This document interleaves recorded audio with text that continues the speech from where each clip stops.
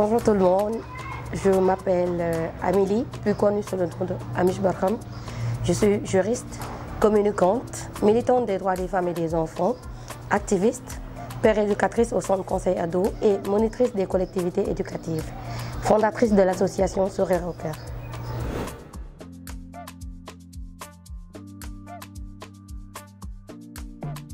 Amish Barham, ça renvoie à mon guide spirituel qui est Baye Niass. Donc tout le monde me connaît à travers le nom d'Amish Barham.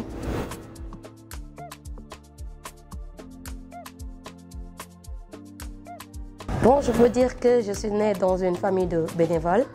Ma grand-mère, elle était à la Croix-Rouge sénégalaise.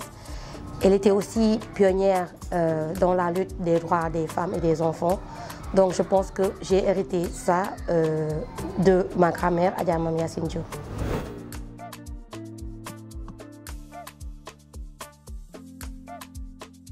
Je suis aussi éclaireur et scout depuis que je suis toute petite.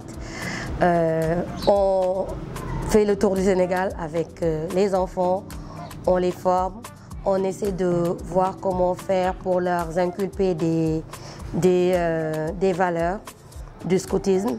Donc récemment, on a fait des camps de formation au niveau du parc de Hann et durant les vacances aussi, on va faire des camps de vacances qui pourront nous permettre de joindre l'utile à l'agréable.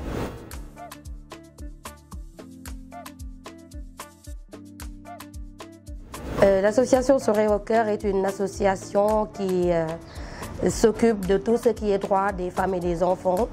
On est aussi dans la réinsertion des détenus. On fait beaucoup de dons dans les prisons. On fait des formations aussi pour les femmes. On fait des activités génératrices de revenus. On est aussi, en fait, comme son nom l'indique, on essaie de redonner le sourire aux femmes et aux enfants. On est aussi dans la réinsertion à travers les centres qui regroupent les enfants déficients mentaux, les enfants autistes, les enfants qui souffrent de trisomie 21, etc., etc. Et surtout les enfants handicapés.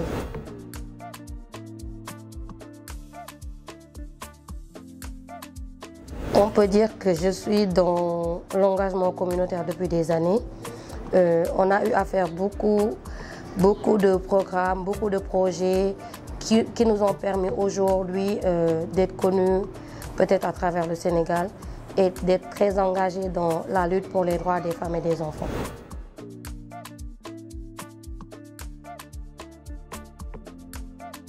Étant militante des droits des femmes et des enfants, je pense qu'aujourd'hui, je lutte et on lutte aussi pour la réforme du Code de la famille sénégalaise.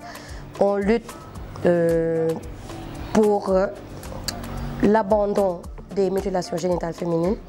On est aussi dans la santé de la reproduction chez les adolescents et chez les jeunes. On lutte contre les violences basées sur le genre. Je voudrais surtout lancer un appel par rapport à la prise en charge des survivantes de violences. Parce qu'on a remarqué que c'est un parcours du combattant que subissent les victimes de violences ainsi que leurs familles. Aujourd'hui, l'accueil dans les postes de police, dans les postes de gendarmerie, dans les hôpitaux les a désirés. Je pense qu'aujourd'hui, le ministère de la Femme, le ministère chargé des enfants aussi doit surtout nous aider par rapport à ça. Pourquoi pas la création? Récemment, j'étais à Bamako, j'ai été vraiment contente de voir qu'il y a des femmes commissaires qui s'occupent des cas des survivantes. Aujourd'hui à Bamako, ils ont créé des one-stop centers qui leur permettent de faire une prise en charge rapide des survivantes de violences et ce serait vraiment bénéfique aujourd'hui pour le Sénégal qu'on trouve des solutions par rapport surtout à la prise en charge des survivantes de violences parce que c'est quelque chose qui me tient à cœur parce que étant dans le milieu, ayant fait le tour du Sénégal, ayant eu à assister à beaucoup de cas, c'est vraiment difficile pour les familles. C'est très difficile aussi pour la survivante parce que c'est pas évident pour une fille qui est victime de violence, qui est victime de viol, de passer toute une journée entre la police, l'hôpital, elle n'a pas le temps de se changer, elle n'a pas le temps de changer ses habits, elle vit toujours un traumatisme.